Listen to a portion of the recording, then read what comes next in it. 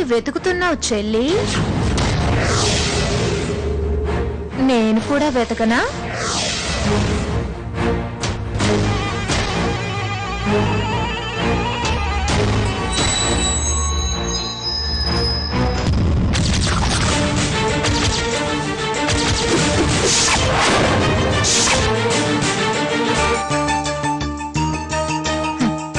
నువ్వొక పిచ్చి మాలో కనివి. అన్నీ పోగొట్టుకుంటూ ఉంటావు, మళ్ళీ వెతుక్కుంటూ ఉంటావు, అవునా?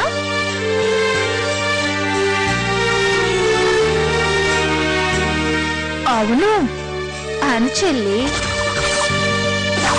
అలా వెతుక్కొని ఏదో సాధిద్దామనే కదా వచ్చావు. మరి సాధించకుండానే వెళ్ళిపోతే ఎలా? సూటిగా చెప్పాలంటే నీకు కావాల్సింది మాధవ్తో జీవితం. అది దక్కించుకోకుండానే వెళ్తావా? నా మీద జాలా? సింపతి చూపిస్తున్నావా? మీరిద్దరూ అమర ప్రేమికులు. పైగా నువ్వు నా కోసం గొప్ప త్యాగం కూడా చేశావు. నీ ప్రియుణ్ణి నాకు మొగుణ్ణి చేశావు.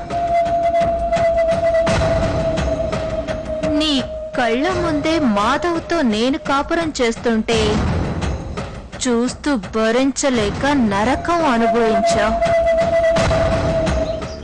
బాగారు బాగారు నందు బాగున్నావా? ఓ మీరెలా ఉన్నారు? మీరు బాగానే ఉంటారులేండి. మా అక్కని పెళ్లి చేసుకున్నారు కదా.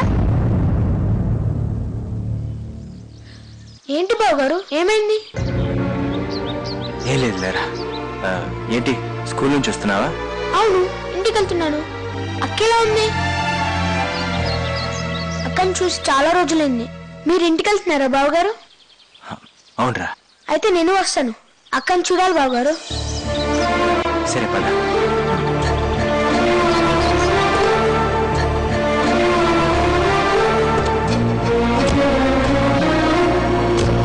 బావగారు కార్ స్పీడ్ గా పోనీయండి. అక్కనే విషయం అడగాలి. ఏంట్రా అది? సస్పెన్స్. అక్కని మాత్రం అడుగుతాను.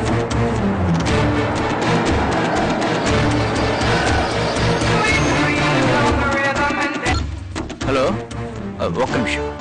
నందు మీ అక్క లోపల ఉంది, నువ్వు లోపలికి వెళ్ళరా. సరే బావగారు. హలో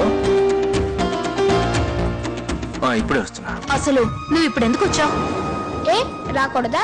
బావగారు కనిపించారు, కారు ఎక్కొచ్చేసాను.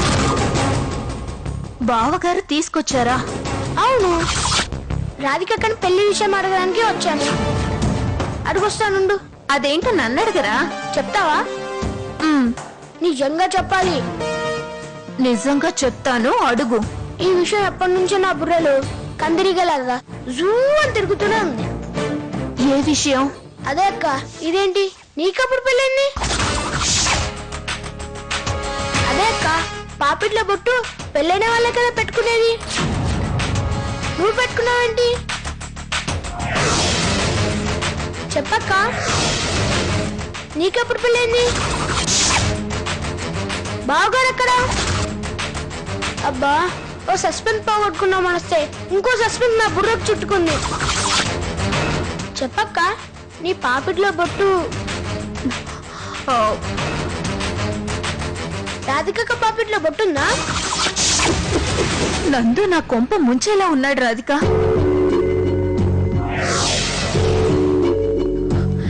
ఏంటక్క? అవును రాధిక, నందు నీ పెళ్లి గురించి అడిగాడు.